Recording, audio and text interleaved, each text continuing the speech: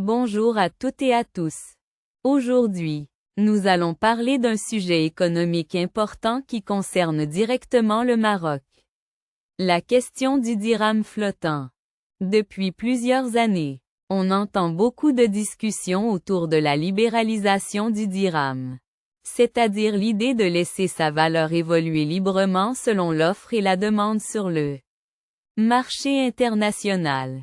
Actuellement, le dirham est partiellement encadré par Banque Al-Maghrib, la banque centrale du Maroc. Cela permet de limiter les fortes variations et de protéger l'économie nationale des chocs extérieurs.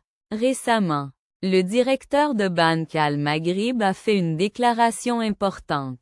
Il a expliqué que le passage à un régime totalement flottant ne sera pas appliqué dès l'année prochaine, car le Maroc n'est pas encore prêt à franchir cette étape. Selon lui, il est essentiel que l'économie nationale soit suffisamment solide, que les entreprises soient préparées, et que les citoyens comprennent les implications d'une telle réforme. En effet, passer au flottement du dirham n'est pas une décision simple. Cela comporte des avantages, mais aussi des risques. Du côté des avantages, un dirham plus flexible pourrait rendre l'économie marocaine plus compétitive à l'international, encourager les exportations et attirer davantage d'investissements. Mais du côté des risques, si le dirham se déprécie trop rapidement, cela pourrait provoquer une hausse des prix, notamment pour les produits importés comme le carburant ou certains biens de consommation courante. C'est pour cette raison que Banque Al-Maghrib avance avec prudence. La Banque centrale souhaite d'abord renforcer les fondamentaux de l'économie, assurer la stabilité budgétaire et améliorer la résilience du pays face aux chocs mondiaux, comme la fluctuation des prix du pétrole ou les crises financières internationales. Cependant, ce report ne signifie pas que le Maroc recule. Au contraire, cela montre que le pays adopte une approche responsable et progressive. L'expérience d'autres pays a montré que libéraliser trop vite sa monnaie peut provoquer de graves déséquilibres. Le Maroc, lui, choisit de bien préparer le terrain afin de garantir une transition réussie.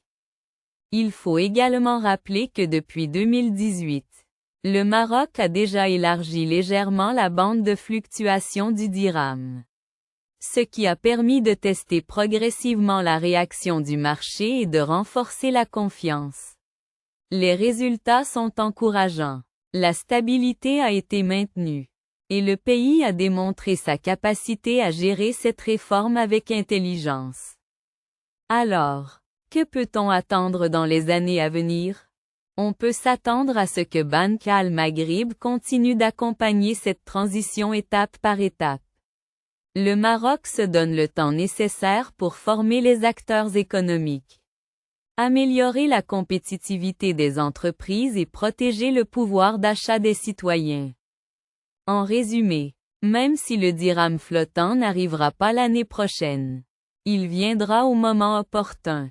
Et quand il viendra, tout indique que le Maroc saura bien gérer cette réforme pour en tirer le meilleur bénéfice, tout en limitant les risques pour son économie et pour sa population.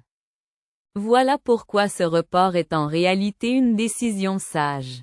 Il ne s'agit pas d'un retard, mais d'une préparation sérieuse pour un futur plus solide et plus stable. Merci de m'avoir écouté. Si vous avez trouvé cette analyse utile, n'hésitez pas à liker la vidéo, à vous abonner à la chaîne et à partager vos réflexions en commentaire.